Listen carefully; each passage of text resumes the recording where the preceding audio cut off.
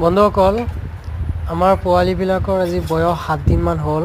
7 দিনৰ ইমান গ্ৰ'থ হৈছে। কালি আমি ইনজেকশ্যন এটা দিছোঁ, ৰাণীখেত ইনজেকশ্যন হয়।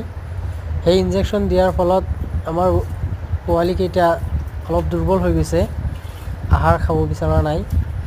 যদি কোনোবাই কিবা ঔষধৰ বিষয়ে ক'ব লগা আছে, কমেণ্ট বক্সত জনাই দিব যে কি খুৱাব লাগে। আমি নতুন মানুহ হয়, আমি একো নাজানো।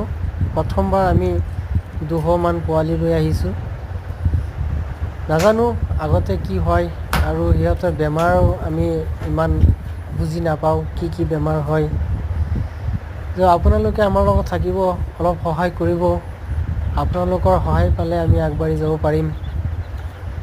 তো বন্ধুসকল, আমাৰ এই চেনেলটো ছাবস্ক্ৰাইব কৰি দিব আৰু লগতে